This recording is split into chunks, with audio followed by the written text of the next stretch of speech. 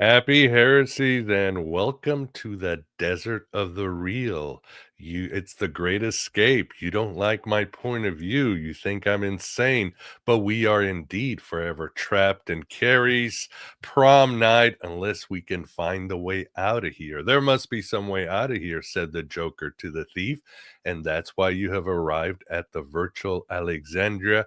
And I welcome you, and I hope you've enjoyed that intro for those of you watching on video. My name is Miguel Connor, and I am your pompatus of Gnosis. We're back live after a brief break, and it is so good to see everybody on this moon day. And very excited about our guest, an individual whose work is extremely important, extremely relevant, and certainly vibes with the ethos of Aeon Bide, and that is Sol Luckman. Sol, how are you today? I'm great. I'm totally grooving on that. Grooving on your intro. Thanks for having me, Miguel. It's great to speak with you again. Always a pleasure, man. Always good to see you here, even though I follow your work on Facebook, Substack, and wherever else you're causing trouble to the Archons. That's right. So, Havoc. yes, exactly, exactly. And with us too, we've got Graham Pong. Graham, how are you doing? And thank you for being our wingman today, as Vance has his Clark Kent identity today. Oh, it's always a pleasure to be here, Miguel. Right now, I'm still mulling around the idea, do I actually want to survive the apocalypse, given all those people building bunkers and super yachts that are going to survive? Do I want to be in a world with them? Tag. Exactly. Well, yeah, there is no way out of here. You can check out anytime you want, but you can never leave. I mean, I always thought these idiots building bunkers and yachts when the apocalypse come, what's going to stop their henchmen from turning on them? So, unless they have some sort of device on their heads or something like that. So, I don't know. I think they need to keep us like docile lambs. I think that's always been part of the game. And of course, this show is called How to Survive the Apocalypse, 2025 Apocalypse, and an apocalypse we can see it many ways. The end of the world, the end of many worlds, the revelation, the tearing apart to see the real truth. So, regardless, the game is the same, and that is to wake up, shove those red pill suppositories where the Archon black sun don't shine, and continue to individuate and grow. So, and as always, good to see everybody in the chat. I hope everybody's doing well. You're having a good Christmas, great holidays. As always, if you have any questions for Sol, please super chat them and we will get to them, or complaints against me. Not much else housekeeping. I'll have some news later on. Still a lot of good shows through December, a lot of summary shows and some good topics too, and great shows already being planned in January. So, Sol, your book, tell us about your book, Get Out of Here Alive, which we will tease today, but yeah, tell us about the book and when it comes out and what's it all about, man. Yeah, well, to stay on the musical theme, it's about going out through the indoor. So Led Zeppelin, Yes, has yes, yeah. opposite Got it. title, right? So Yeah. in the outdoor. So Get Out of Here Alive is a riff on Jim Morrison's lyric from 5 to 1. Right. And his most famous biography was No One Here Gets Out Alive. And I also mentioned the Led Zeppelin going in through the outdoor in this case, or out through the indoor rather. So the book is about that, and it starts off from a kind of musical perspective of my time, from my time living in Paris and spending a lot of time reading Jim Morrison's poetry and listening to his music, visiting his grave, and then it takes off into a lot of territory having to do with shamanism, inner alchemy, energy work, and various strategies of doing and not doing to deal with this huge loosh fest that we're in right now, to protect ourselves from it, obviously, to pull away from it, yes, to fortify ourselves, and even to de-loosh the loosh fest so that we're actually pulling energy away from the, if you like, the archontic host. we're actually disempowering it. So you're talking about the the apocalypse, and I can see how this narrative of disempowering that which has been disempowering people would be a very important theme to tease out over the course of the coming months and years. Very true. And so the audience know, when does your book come out? Because I'm sure a lot of them will be going on Amazon and so forth. When does your book officially come out? Well, what I would love for people to consider doing is showing up on my Substack, solluckman.substack.com, and there you will find links where you can go and download a free copy of the book now before it comes out as a review copy. So if you would like to read and leave a review when the book comes out, you're welcome to do so, and I would really appreciate your help. It would help me get into the algorithm and get the book more popular when it comes out. And the actual release date when the review would be published would be March 20th. So I'm releasing it at the spring equinox, and giving it a boost from that particular timing as well. So it's called Get Out of Here Alive. It's subtitled Inner Alchemy and Immortality. Yeah, and I will have it on the show notes, whether you're listening or watching it on one of the video platforms. So definitely check it out. Yeah, and very cool. I I always think, well, if I went to Paris, one of the first things I would see would be Jim Morrison's grave. I know it sounds strange, but it must have been a pretty cool experience, huh? Yeah, I've made some little kind of promo trailer book slash music videos, and one of them is about that experience. You can see that on my Substack and various other places where I've posted that. I think I have it on YouTube. And yeah, it was basically a 24/7 party. People would stay past closing hours in the cemetery. They would climb over the gates. They would show up on pilgrimages from all over the world and hang out. And yes, it was basically a kind of small scale, ongoing rave experience where you could meet all kinds of fascinating people and engage in all kinds of interesting activities.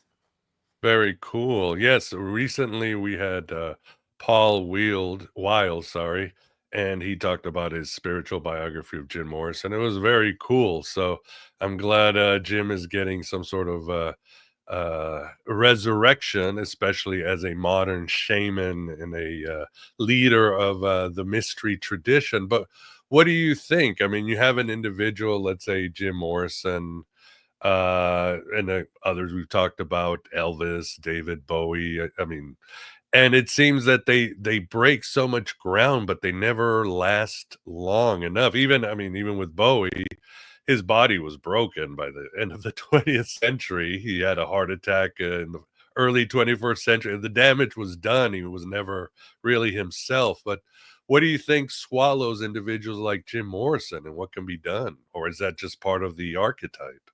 Yeah, I mean, it may be part of the archetype. I mean, to give you a shout out, you've got a book coming out in April that I was, you know, blessed to be able to read and provide an early review for, The Occult Elvis, and you go into this in great depth. And I know you have your own ideas on this topic, and it is fascinating.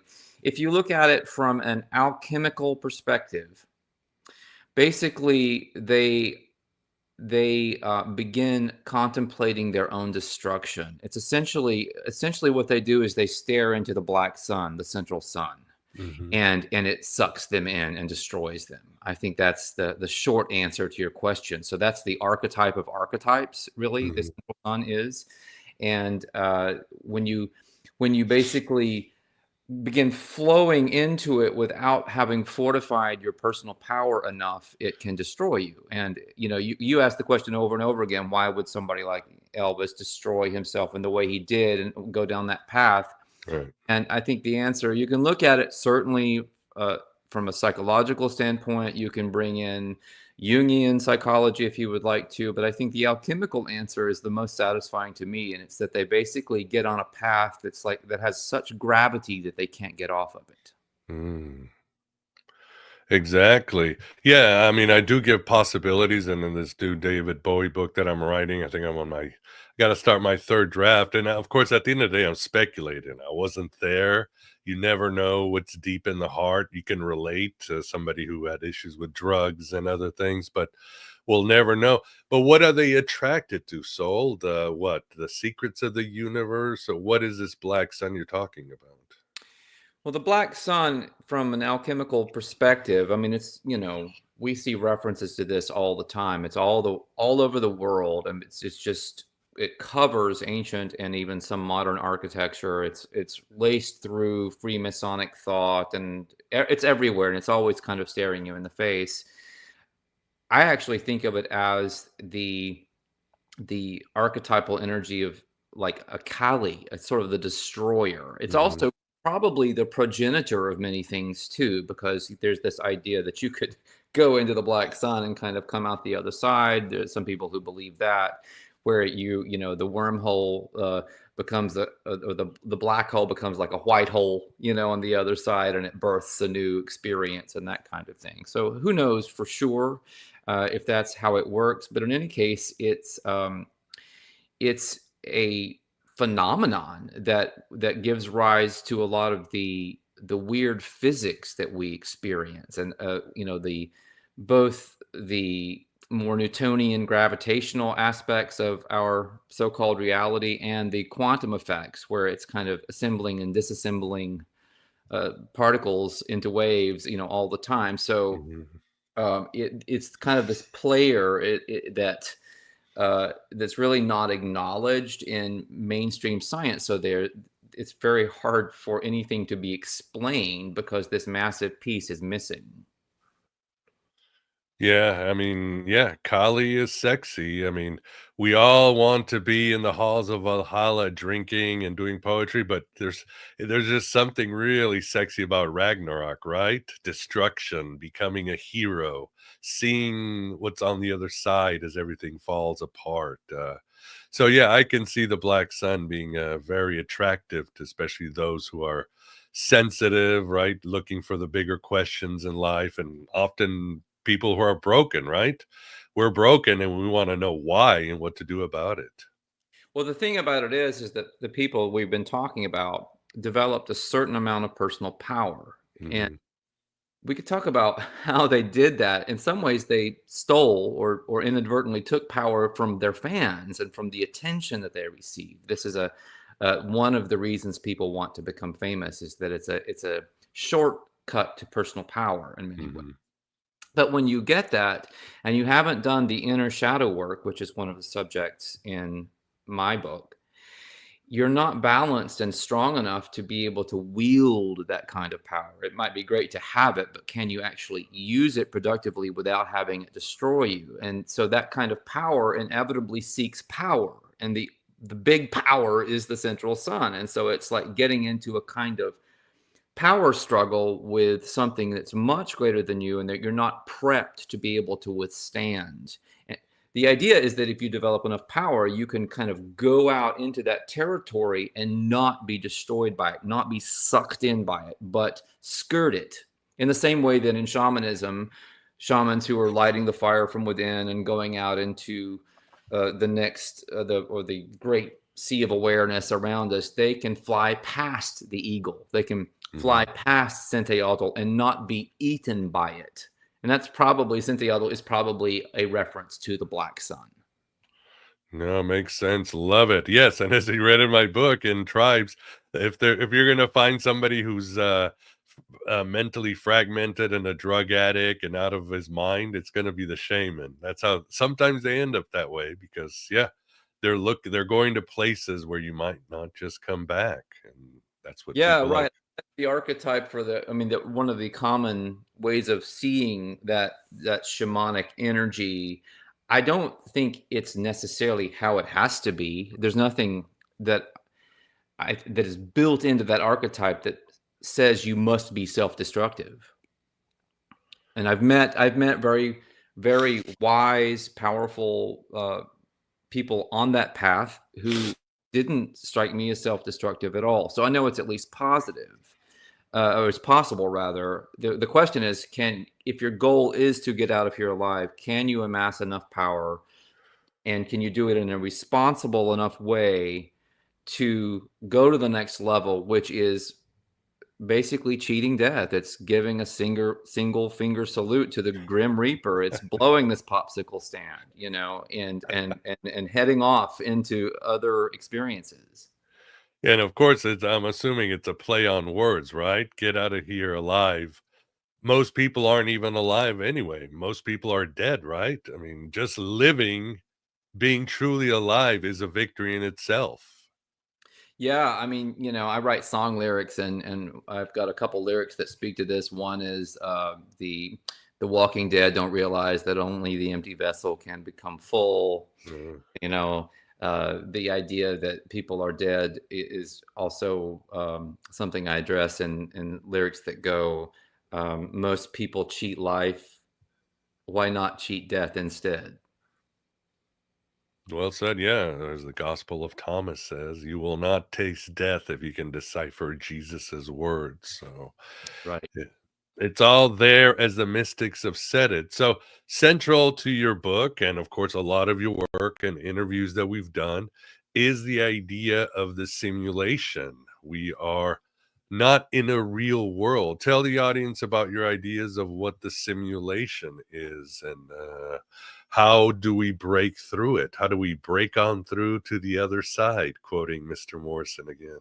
Well, if we're going to stay on a music theme, so I recently had correspondence Yeah. with Chris de Burgh. Do you remember? Lady in Red, Mr. Lady. Yeah, yeah, but he also Oh, yeah, I loved his. Yeah, don't cheat. Yeah, cheating the don't pay the ferryman. ferryman, That's right? it. So, Yes. because at the end of my book, I mentioned this book, and I explain how this song and the video that accompany it are basically emblematic of the hero's journey past the ferryman into the great unknown, the unexplored territory, and how he's basically mapping out that hero's journey to the afterlife, essentially.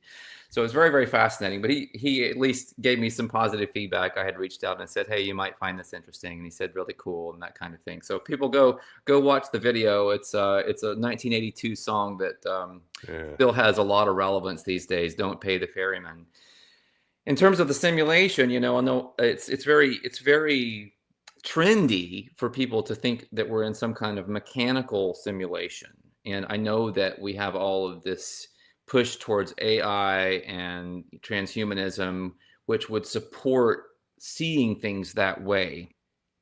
My perspective is that that's actually not what's going on, even if we appear to be trending that way, and we might end up where people are basically living in VR realities, with headsets on, or plugged in some way. Who knows? Anything's possible with all the craziness going on. But I believe that we are just in a dream. This is a dream world, and that is certainly a Matrix theme out of the Matrix. You're living in a dream world, Neo. Mhm. So I feel that the simplest explanation, we're back to kind of like Occam's razor. Is it really plausible that we're all somehow hoodwinked in this simulation where we're plugged in and we're on some kind of mothership, and there's part of us that's playing, Ready Player One kind of stuff? Or are we just in a different aspect of the overarching reality or the overarching fantasy, a different wavelength, a different frequency? Because then we go and we dream at night, and if you learn how to go through the various dream gates, or alchemically through the rooms that you would pass through, it's the same thing. There's 7 of these gates that you learn to pass through. Each time you go through another gate, you are in a distinctly different reality, a different frequency zone. It has different natural laws. You have to deal with it differently. There are different creatures and beings that you face and have to deal with. So it just seems to me that we are on a continuum, and we have gotten lost in this little tightly circumscribed place of reason, to use a shamanic phrase. We're in the place of reason, and we're locked down in this belief that this is all there is, that we can't experience anything beyond our 5 senses that has any reality or meaning. But people who do this type of inner voyaging, they know that that's complete bullshit. Right. For sure it is. Yeah, it reminds me of the Niels Bohr quote, "You're not thinking, you're merely being logical." There is something beyond the idea of reason and religious superstition, sort of nonlinear thinking, holistic thinking that can break us through into higher realities, if you would. I mean, Well, ironically, Miguel, one of the things that can do that is becoming a great logician. But mhm. I mean a multi-dimensional logician, where you begin to understand that because there are different dimensions to reality, different levels of consciousness that we can experience, there are actually different levels and different versions of cause and effect. So you have to think more like, the proverbial 5G chess player here, Mhm. rather than just a planar chess player on this flat board. It goes up and down too, and that's where you have to trend to be able to see these connections that I'm talking about. Really, this is the way that that mysticism and extremely pure logic are sort of the same thing. I was going to sit there and jump in here and say this hit some of my work where that those various different levels are connected via Gödel's incompleteness theorems. Tag. Cool, cool. I remember reading Gödel Escher Bach, years ago. I'm kind of being blown away. What do you think? So, Graham, do you when people bring up the simulation theory, what are your thoughts on this about the nature of our reality? Well, I sit there and say that given you have rules like you can't wear white after Labor Day, I guarantee it's to a certain extent we are living within a simulation. Fashion is a simulation. There's a lot of things that are clearly, human creation, and it's a matrix we're going through. Now, when you get lower, like things like our atom simulation, I can't sign off on that. So it's like, yeah, we're definitely in some sort of simulation. How deep that simulation goes is an open question for me. I guess my position would be that dreams are a simulation, or they are just a reality. So to me, you do not have to be in a technological simulation to be in a type of simulation. Oh, absolutely. Dreams are just sort of one level up. And when we're talking about different levels of dimensions of reality, they're basically like one level up from the conscious level. They're like the unconscious level. Tag. Yes, yes. I get into that a little bit and Get Out of Here Alive, where I look at the dark sea of awareness as the realm of the unconscious, sort of with a capital U.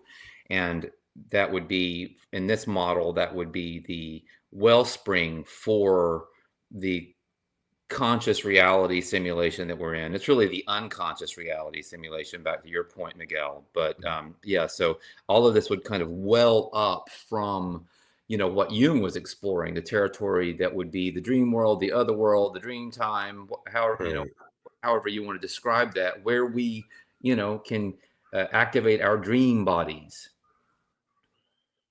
Makes sense. Yeah, and even in quantum physics, I think it says, all reality is just ripples in the quantum foam. Little disturbances, and this is it. So, and at the same time, yeah, we say the word simulation because we have to live by the mythologies of our times, and the simulation just works because we're not. I mean, the closest we can get is obviously, the matrix, quantum physics, all that. The true reality is far, far vaster, but the mythology of the simulation makes sense, even though mathematically, and this is from, I don't know, Neil Bostrom to Neil deGrasse Tyson to so many other scientists who say that mathematically the simulation theory just makes perfect sense. There's a high probability of it, and in a way the Gnostics are now vindicated. And here's a quote I had, which I always liked, which goes, it's from David Pierce, and it goes, the simulation argument is perhaps the first interesting argument for the existence of a creator in 2,000 years. What do you think, Saul? Do you think that, at least outside of football, this is something that could bring both sides together, all sides together? Yeah, maybe. I mean, that's an interesting quote. I could see looking at it in both directions, of course, but clearly, if there is actually a simulation, someone or something is giving rise to the simulation. This is They're writing the code. but it doesn't. For me, this concept of the creator is extremely slippery, because if one begins to explore the full extensions of the idea of like a unity in consciousness, or even a unified theory in terms of physics and science, if you don't go all the way, then you're just back in duality and dualisms. So ultimately, we are on a circle. One of the biggest symbols in my work these days is the Ouroboros. It's the alchemical image of the snake consuming its own tail. The creator is the created. We are the creator and the created at the same time. So when we look for that elusive creator, if we are looking outside of ourselves, we will never find it. Exactly. Yeah. And since you're bringing up alchemy, one of the themes of your book is the idea of pragmalchemy or pragalchemy. Pragmalchemy. Yeah. Well, Yeah. how do you pronounce it? I say pragmalchemy. Yeah, I like that. Pragmalchemy. Your method of generating a philosopher's stone by what? Simply absorbing what's around you, what's positive? Well, Pragmalchemy is a body and energy work technique that grew out of my work in writing this book and all the things leading up to writing this book and my own practice of various kinds of body work and energy work. So it is an extension, if you will, of some of the techniques that I shared in in um, in Get Out of Here Alive. The Pragmalchemy work involves myofascial decompression, elements of Pilates, yoga, breath work, and visualizations and inner alchemy to pool as much energy as possible into the body and to store it in the body down in the kind of Dantian area. It's sort of the cauldron of inner alchemy.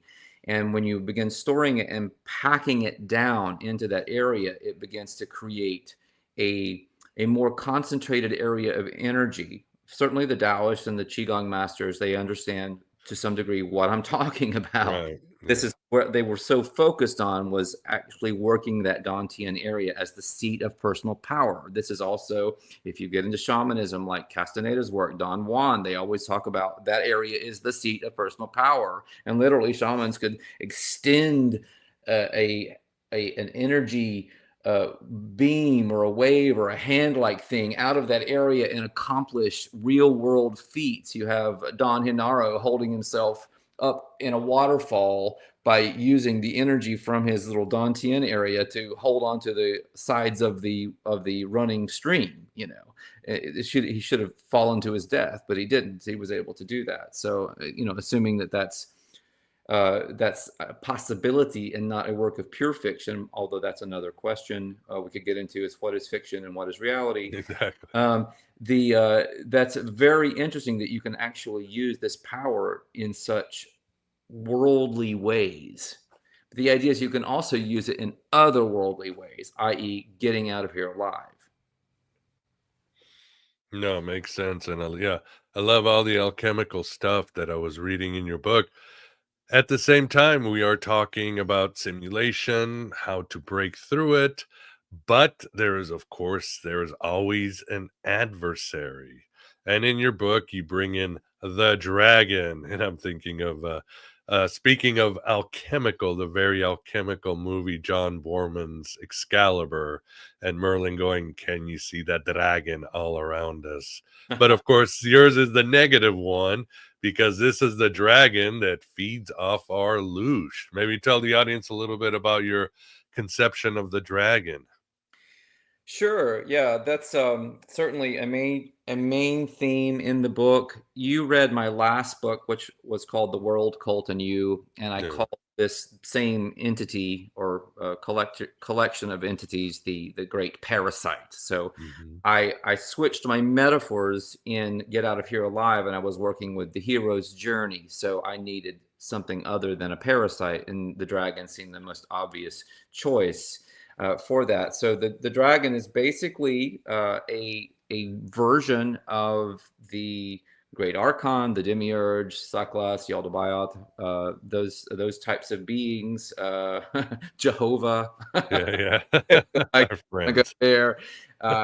You know, many names, Ahriman, many names throughout history have been given to this entity that in my book I describe as a vast apex predator from the dark sea of awareness who found our world glowing brightly with all of this little loosh farm going on the planet with all these humans giving up this energy, and it came here to feed on us. And it realized that the easiest way to do so would be to control our minds. And the way to do that was to give us its own mind as our operating system so that we have to think through its mechanisms. Mhm. And therefore, all it has to do is sort of mimetically change the feed using pure energy or mental types of implants like the Mind Flayer and Stranger Things, Right. or using propaganda, sending out Elon Musk with a tweet or whatever, and it can create these mimetic shifts. Rene Girard, the great French Oh, yeah. writer, philosopher, talked a lot about a theory of mimetic desire. It's extremely easy to control the human herd by shifting its desire point. What is desirable? And you can create loosh by swinging that back and forth. So loosh is this energy. I call it consciousness as it slides toward unconsciousness. That's what loosh is. It's where you're losing your own mind, your own energy, and it's being absorbed by something else. I see it as kind of going up a cult-like food chain all the way to the top, where the dragon sits on top of that pyramid, basically feeding on all of that energy coming up to it. Now, there's a lot more to this story, because we could demonize the dragon and we could get all bent out of shape about this situation, but we played a role in bringing the dragon here, and we have a role in escaping the dragon and perhaps taming or defeating the dragon. So there's a lot more to this than just woe is us.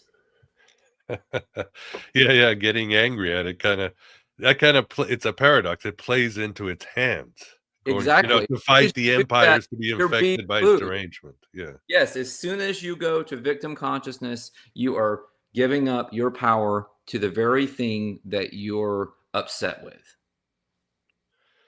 Yes, indeed. Yeah, and so this is the idea of Paul Levy's Wetiko, right? It holds our destruction, but also our salvation, or others. The dragon does hold the treasure, even though he is sort of eating upon us, and even though it's the scariest place we'll ever go, or we're afraid to look, but that's where we need to go. Yeah, I mean, certainly Wetiko would be another way of conceptualizing what I'm talking about here. And I mentioned Paul and his work in my book. Yeah.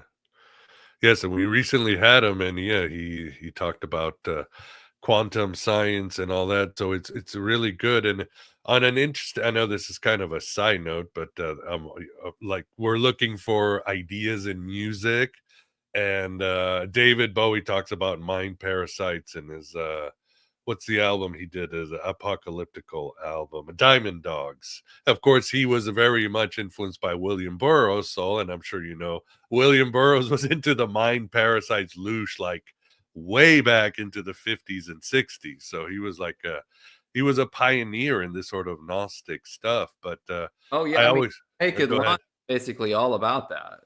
But what? Naked Lunch is almost all Yeah, about. yeah.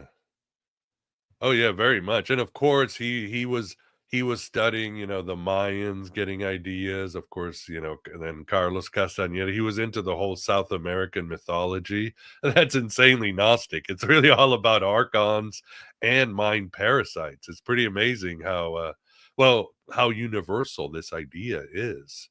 But Yeah. You have go ahead.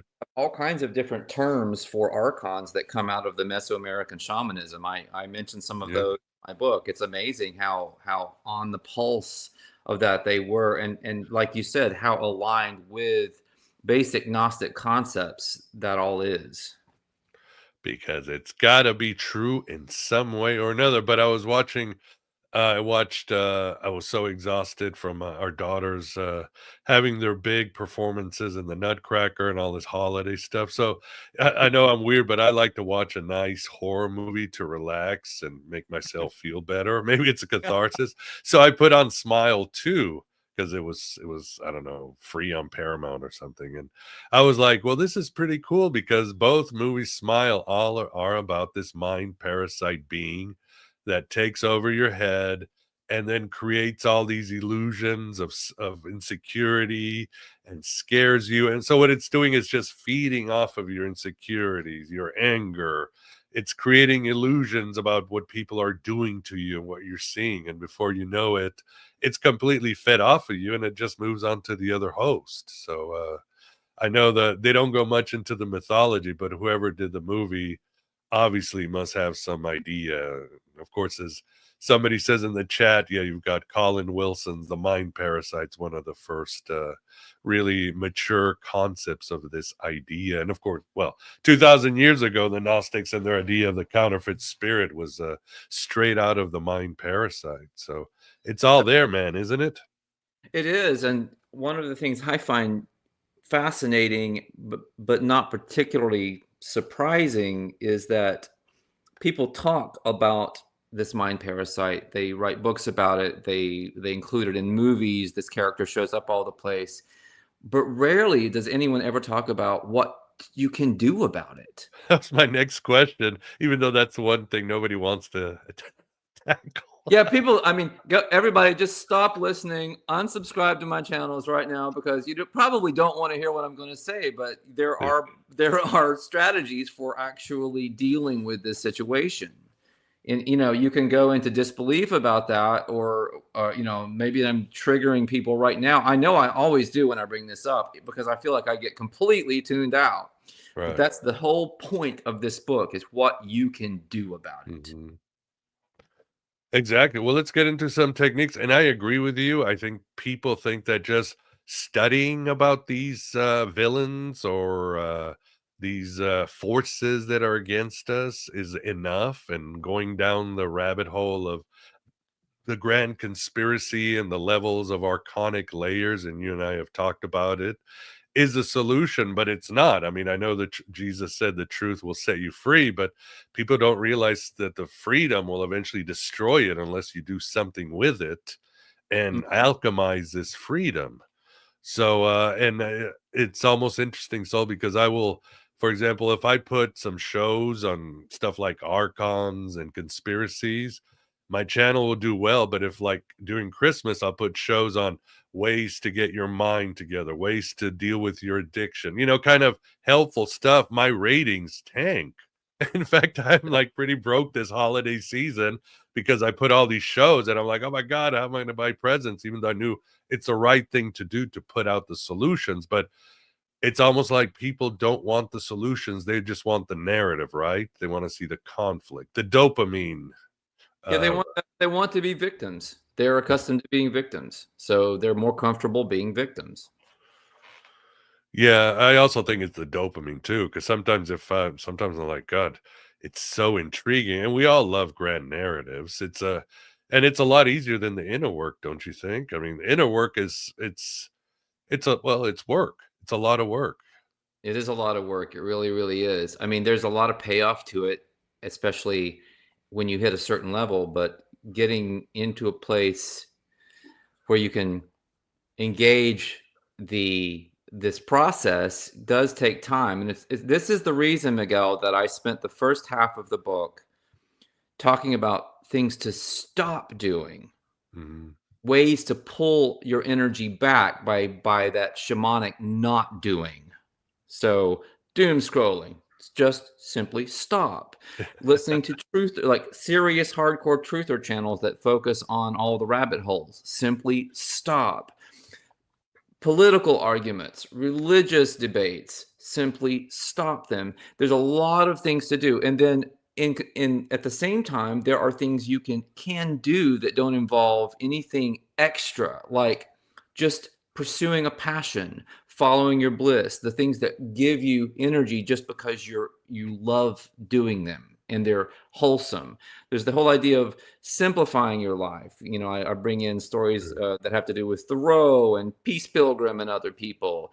Also, how are you online? How are you interfacing with the online world? That's a complete parasitizing environment in so many ways, because you get your dopamine hits, but you also simultaneously are constantly getting your energy extracted from you, either you see by seeing something that you don't like, or you compare yourself to other people. There's just so many pitfalls in this environment. And a lot of studies these days show very clearly that time on social media, it has a direct correlation with your overall mental health in a negative way. And so this is not like a happy picture that I'm painting, but I want people to know that you can start by not doing things and then doing other things that you really enjoy. And this is a wonderful preparatory phase where you're kind of getting yourself together to be able to go much deeper into some of the other work, which does not, by the way, include psychology or psychotherapy or anything like that. We're talking about real direct energy work that has the ability to undo trauma, to release stress, to heal people mentally, physically, emotionally, and even spiritually, and to completely change your life in terms of your relationships, your abundance, your fulfillment levels, your purpose. I mean, this is big stuff, but it doesn't actually involve some of the things that people think of as being the most yucky, like talking to a therapist. It's like you sort of become your own therapist. I mean, you have to look in the mirror, yes, but in terms of getting involved with a clinical setting, no, you do not have to do that to do what I'm describing. I'm not a doctor. I'm not diagnosing. I'm not recommending. I'm saying here are self therapies that you can do if you feel called to. Well said indeed, and I would agree. And I've got an a side note, and I always tell people, look, if you're gonna go, like you said, doom scroll or go on social media, have the simple attitude that Jung would have or Philip K. Dick. Be like anthropologist and a scientist or a phenomenologist. You're there to study the monkeys in the wilderness, if you know Uh, what I mean, and write down their behavior and learn from their behavior and see why they do it. And you'll find out a lot of times if you're feeling something, you're projecting and it can help you. Like, why am I having a visceral reaction to this? What does it say about me? And it leads down to some sort of trauma or some bias you have. But somebody who I admire is David Icke, because he is like the true Gnostic. He does not change who he is. He's the ultimate rebel. Like, he is trolling Elon Musk. He's trolling Alex Jones. He trolls everybody and calls their shit. And nobody is safe from him. Like Alex Jones was talking about the drones and, oh my God, and he said the World War III has started. And David Icke, who has 1 million followers, and he's like, Alex, how many times have you said this is the beginning of World War III? When are you going to get it right? So yeah, I that's thought really. that was pretty amusing. I respect that too. I appreciate the no nonsense approach. Yeah, I mean, you've got to figure out what works for you. And again, but yeah, like you said, I mean, watch it because it could be easily draining your loosh. It could be easily blinding you and creating a false reality. And eventually you turn around, you've enjoyed that dopamine, suddenly you just crash into a sea of depression and feeling like you have no purpose and you're overwhelmed. So yeah, be careful and see reality for what it is. But Graham, do you have a question for Saul? Or how are you doing? I'm doing well. I was going to sit there and say I was going to throw out one of my favorite archons and interpretations on this one and see what Saul thinks. And that is my favorite archon there is the Stay Puft Marshmallow Man from the great esoteric movie Oh Ghostbusters. yeah, yeah. It's the idea of we choose the form of our own destroyer. And that's the sort of sense of, we're creating the God, we're creating, whatever is going to, save or destroy us. And it's up to do it for ourselves. How does that track with your ideas, Tang? Absolutely, that's a great reference. I think it's spot on. Yeah, you gotta think of it. Well, yeah, you're gonna think of it. Somebody tells you don't think about it, you're gonna think about it, so you might as well face it. Well, Uh, some of go what ahead. I get into in the work that I'm doing, like in the Pragmalchemy, and I didn't come up with all this stuff. There are definitely people that I'm citing, and I'm drawing off of a lot of other work and combining things in a kind of syncretic, synthesizing way. But there is a strategy where you begin to, when you're building up your power and you're working on your ability to project into different dimensional realities, sort of consciously dreaming. So as opposed to lucid dreaming, where you're actually going in awake and you're beginning to have experiences that are a lot like lucid dreaming. In those, At some point in time, there's a task where you will yourself to think of something that is unpleasant or scary and invite it into your space that way. Something hopefully rather minor. And then you have to get rid of it. You either have to make friends with it, escape it, make it disappear, integrate it, or whatever. And this is the type of shadow work that I'm actually talking about, is things like this that are extremely role player based in a way where you're in a scenario and everything is live. You're on stage, baby. You are live to the world. And do you pretty much do you think that you don't think that Elon Musk is going to save us, do you? Oh, Or I, you know, Trump or Biden, or you know what I mean? There's nobody's coming to save us. Let's put oh, it. nobody's coming to save us. I mean, we are the cavalry. Mhm. Yeah, we are the last in line, as Ronnie James Dio sang, and I don't know why I just brought him up, but it just made sense. So this year, all this stuff, most of what happened this year, next year, all the news cycles, all that, it's pretty much all just bread and circuses to you, loose traps. I mean, how do you see all this stuff? I know, like you said, you pretty much focus your life inward.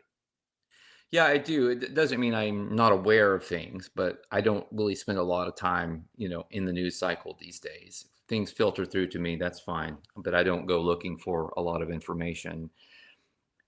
You know, I've been in this game for a while. I know you have too. I mean, well before even 2012, and I feel like we keep getting loosed with Horizon events that never really show up. And so I'm pretty much thinking this year is going to be another non-event, and this talk of an apocalypse is just going to go away, and it's going to get put onto another year.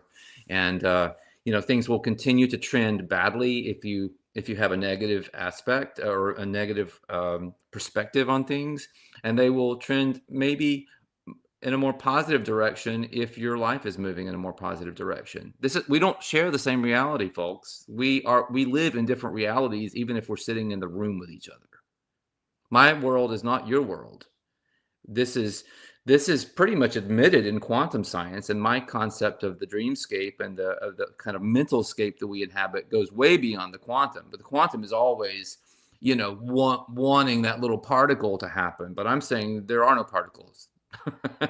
There is only mind, and in this mind of verse that we perforce inhabit, we are very much in control of what happens to us at a certain level. We're not just being blown by fate and destiny. We are empowered to change that, but we have to empower ourselves to do so. Well said. Oh my God, my lamp just fell. I think that must have been one of the. I think the dragon knocked down my lamp. That's an agreement. Yeah. Yeah, I know we're on to something. What other techniques do you see for those of you who might be going down too much into the rabbit hole of the Loosh and the truther? I think you talk about shamanistic recapitulation, imagination. Maybe share briefly with the audience these things. Sure. Yeah. I mean, And I I'm going talk to turn about, off my lamp real quick. Hold on. Go ahead. well, one of the subjects I get into is the notion of truthing and truthers. So it's where I'm coming from here is that people who are looking for an ultimate real in a kind of mental landscape are looking for the holy grail that doesn't exist, basically. So it's much more empowering to realize to what extent we go around creating our experience of what we call reality, if that makes sense. So when you spend time looking for the real, again, in the desert of the real, you're looking for this Right. thing, right, that doesn't exist, then unless you're willing to change your mindset, you're going to keep going down rabbit holes, keep chasing your tail. And I believe ultimately you're going to be looshed because these scenarios are designed to extract your attention as well as your energy. Your attention really is the focalization of your personal power. And so when you give your attention away to a truther channel or, apocalyptic channel or anything like that, where that's the main focus of the channel, then you're just basically asking for your energy to be taken from you. So I suggest doing a truther detox where you essentially get off of all truth-based media, and I put truth always in quotes, all truth-based media for a period of time. I say a week. You might go through delirium tremens. You might, really have some serious withdrawal symptoms because, you're a junkie if you're tuning into a lot of truth channels, and it can be unpleasant. But then the other side of that can be amazing because you begin to feel like yourself again, and you feel really invigorated, and you get new ideas, new inspirations, and your life can go in different directions. So that to me is a crucial thing to do, is to pull away from these areas that you're plugging into that are designed to limit your thinking and extract your energy. And beyond that, of course, you mentioned shamanic recapitulation. I go into basically how to do that. There are different ways to do it, but I describe how you can use a breathing technique that allows you to pull back in energy that you've given away in your past and in traumatic events or situations, and to give back energy that you took from other people. It's a real cleansing and a reordering of your inner space, your energy realm, your just inner spaces. So that's the recapitulation that I talk about. And then I go into an alchemical technique for absorbing and reabsorbing energy, which is, I believe, even more powerful than shamanic recapitulation. And this is really powerful because in that technique, you can not only absorb, in theory, you could do this with recapitulation, but it's so powerful in this inner alchemical technique. It's just quite remarkable. What you can not only go into the past, you can even go into the possible futures, the timelines that you might have created with your worry, your stress, your paying attention to truther channels, to the apocalypse, whatever that might be. And you can pull back your energy from those potential outcomes. And the idea being that you make all of that much less likely to occur for you. You're de-energizing those possibilities. You also can go into your past, into traumatic situations and other places where you have lost energy, where you're still losing energy. You think that it's in the past, but the past is an illusion. So you're still losing all of that energy all the time. You're basically bleeding from 1,000 cuts. And you have to heal those cuts one by one by reabsorbing that energy. So that's extremely powerful. And I relate this also, these techniques, to my own work in regenetics, the regenetics method, and healing something called the fragmentary body. I think of it as the original wound. It is a part of our energetic anatomy that we lose where we're primarily looshed. It's the second chakra area, and that's where the Archons, I believe, suck out our energy, straight out of the second chakra. And there's a way of sealing that so that you can stop the majority of your energy loss from occurring in the future. Wow, where's the second chakra? That's the sex chakra. That's the sex chakra. Okay, I get it. Yeah. So it's fascinating, and it has to do with also why people can't pool energy, even if they're doing a lot of powerful energy work, because they're just losing it. It's almost like a contrail in a jet. It's just leaking all of this energy as you go through your life. It's just pouring out from you all the time. And that's what the Archon, or this predatory beast, would have seen here. Right. With people, with this energy that they were giving off. Now we're talking about sort of prehistory, when maybe we were a different species altogether. We're talking when we were an unconscious species, in the sense of we lived in the unconscious, the dream time. So we might have had a different energetic structure at the time. We might not have had the fragmentary body then. I go into that discussion in the book. Hmm. But in any case, when the serpent entered the garden and gave us its mind and submerged our unconscious so that we began operating with its operating system and we forgot the greater part of who we are, we also ended up with this fragmentary body. And I believe it was implanted in us as part of our new energetic structure that would allow the Archon to loosh us more easily and effectively. For sure. And it's interesting. So trauma is a wound that doesn't heal, but it's always happening, right? And Yes, the key right. is you don't have to heal it. You just got to stop it from taking your energy. Or how do you approach trauma?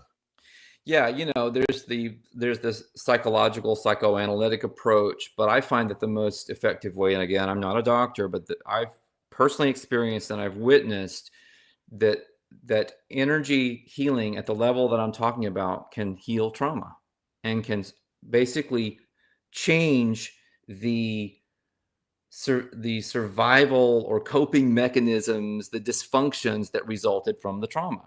They just start to go away because the trauma is no longer supporting that behavior. It's no longer requiring that behavior. And so you're changing something that might have taken place in what you perceive as the distant past, but it's still happening in your now and it's affecting your behavior. You either make it a little better or a lot better, or you get rid of it entirely, in which case you will see your circumstances change. And it can literally improve your physical health in addition to your mental, emotional, and spiritual health. For sure. Yeah. I like what's one part of your book I wrote down. The journey isn't about achieving stasis or perfection. Instead, it emphasizes embracing the sometimes ugly but more often beautiful process of becoming more of your totality, always in the now and perhaps forevermore.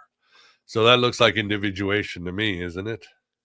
Yeah, sure. Individuation is a great word. I mean, I think individuation is something that has levels to it. If we wanted to bring that in to this discussion, meaning we can individuate here in the matrix, right? We can become more sovereign. We can stand on our own 2 feet. We can pull away from things that we don't agree with. We can develop our own power. We can kind of create our own little reality bubbles here that may be very different from what other people are experiencing.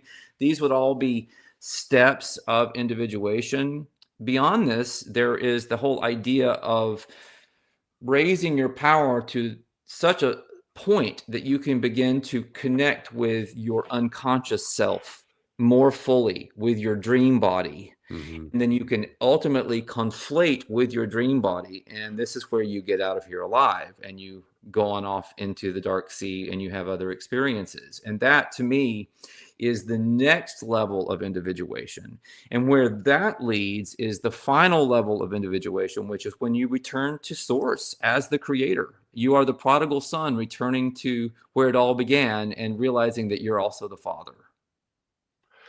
Indeed, for sure. Yes, for the audience, if you have any questions, we're getting towards the end of the interview. I don't want to. I want to save as much as possible of the book so we can talk about extra in March when it comes out, March 20th, perfect time. The equinox. I think the dragon is busy now. My second screen went off. It's either that or there's a cat in this room causing havoc. It's either the dragon or the cat, Saul. Both are dangerous and worthy opponents, but I Very don't dangerous. know. They get in trouble, they make things happen. Uh so and then yeah, that's really a lot of advice. Do you have any words of inspiration for those who might be stuck down into the truther hole or anything else? Get out. There's a better way. What advice do you have, or did they just come at you with polemics when you try to do these things? Oh yeah. Well, I mean, I will somewhat jokingly say, read my book, go download it for free, leave a Right. review. You hate it, leave a review. Whatever, it doesn't matter. I mean, I'm just putting it out there. I'm not going to read. I'm not going to read all of my reviews anyway because I'm sure I will press a lot of buttons and trigger a lot of people. That's fine. I just had to take this on because this was, to me, the ultimate topic. It's the topic of topics. It's where my work has been trending for years. I've been looking at the problem of mortality, what death is, and different possible scenarios for transcending death for decades now. It's always fascinated me. I've written about the light body or rainbow body. I've written about the fire from within, shamanic techniques for going beyond. All of this, has just been kind of a labor of, I want to say, of love, but also of just absolute fascination and of necessity. I feel like I was put here to at least apply my attention to this topic, regardless of what happens to me and how successful I might be. Just by writing about this, I feel like I'm passing a torch into people's minds so that other people can pick that up and continue this exploration and can have their own experiences of moving in this direction if they so choose. Indeed, yeah, this is your most complete book, and I certainly am gonna have to read it again because there's so much, but it's got, yeah, the philosophy, the theology, the techniques, the science, everything comes together really well. But wouldn't you say that is the ultimate trick of the Archons, to make us believe that we're going to die, and we either are terrified of it or we just won't face it, we suppress it? Yeah, I think that the fact that we can barely even have this discussion in the world that we live in, the idea that maybe death is optional, that you don't have to pay the ferryman, Mhm. you know, is, I mean, you get looked at like you're absolutely insane because we're dealing with a kind of consensus reality in this place of reason being not logic, not true logic, not transcendent logic, but rather a kind of disease of the mind that is self-limiting. Because we're not actually seeing reality. We're just seeing a piece of reality, a little corner of the Right. funhouse, calling that everything, right? So, yes, I think this is one of many archontic tricks to lead us astray. But here's the funny thing: I felt for a very long time that we played a role in bringing this archontic energy into our space, almost like we needed a challenge. So in the story Right. that I share in Get Out of Here Alive, when we were in the garden, we actually invited the serpent in. And the what we got from that was a different experience of consciousness. It also submerged a massive aspect of our consciousness. So now the goal is to reunite the conscious and the unconscious parts of ourselves into what I was calling the totality. That's really the goal here. And we, in so doing, we can actually stop looking at the dragon, the archon, as an enemy and look at it kind of as a tough love sensei in the dojo of life. Mhm. Love it, love it. Well, as we're getting to the end, Graham, do you have any last questions or comments for Soul, or what say you? What say thouest?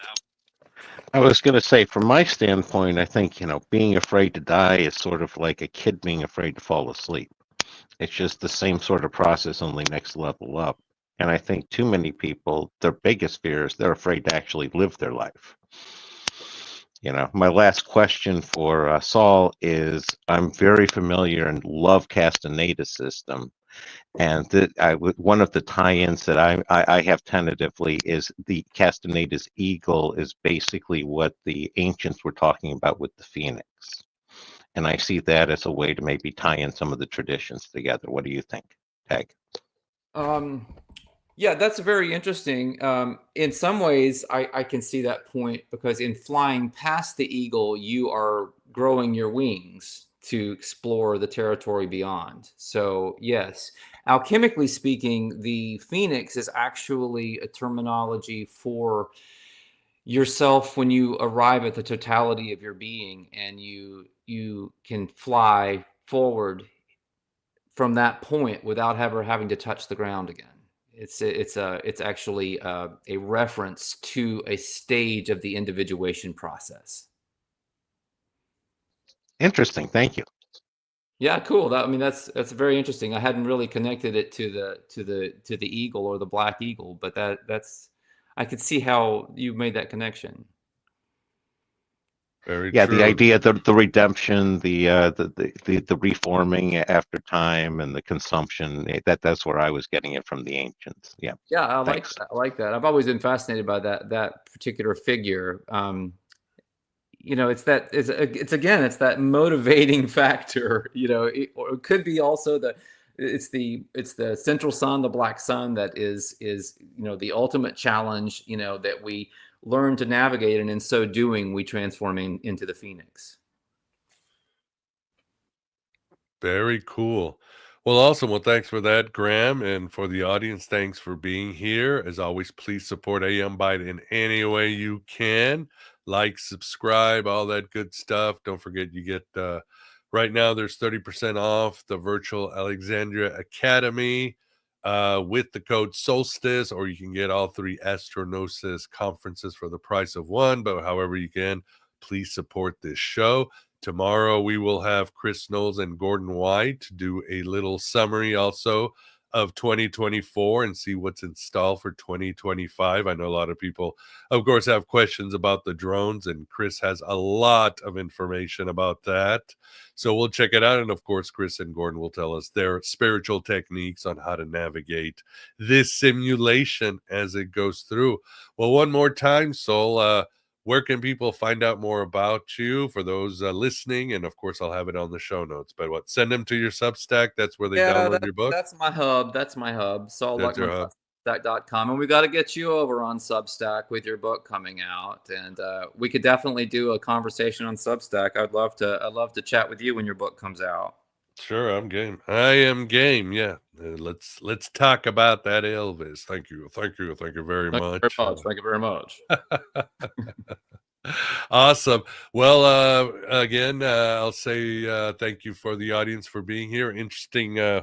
Whatever quotes I could see was very interesting. I don't know if this is the dragon that's been causing the problems Oh, knocking that's down definitely stuff. the dragon. Yeah, Yeah, I think he's the one knocking down screens and my lamp and everything. I don't know.